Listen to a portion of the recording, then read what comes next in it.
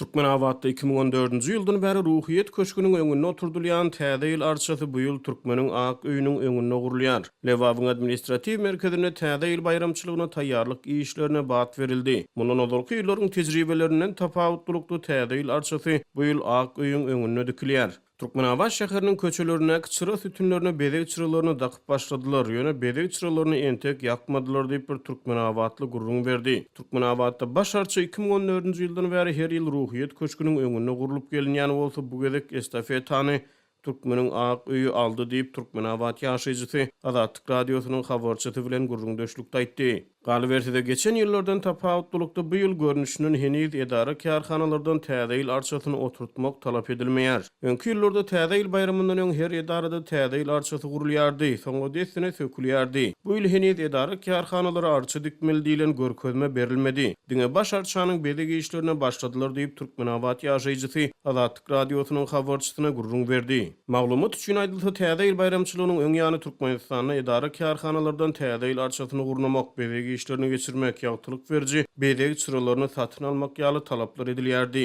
Bu talaplar boýunça mundan ozalky ýyllarda edara kärhanalarda büdjet işgärlerinden pul ýonalýardy. Habarçymyz 23-nji noýabrda Türkmenawatdaky aýyň ugruna güýçlü taýýarlyk işleriniň alınıp barylýanyny, binanyň öňünde awtokranlar bilen başarçanyň sütünleriniň diklenip başlananyny we bedegi işleriniň geçirilýändigini habar berdi. Bu ýyl Türkmenawatda baş arçanyň ýeriniň üýtgedilmegi bir tarapdan ýerli ulag sürüjiler tarapyndan oňyň kabul edilýär. Olar bu ýagdaýyň täze ýyl bayramçylygyny şäheriň köçelerine ulag hereketini ýeňletjegine umyt baglaýarlar. Sebäbi baş arça ruhyýet köşküniň öňünde gurulanan köşküň öňündäki bitaraplyk köçesi beklenýärdi.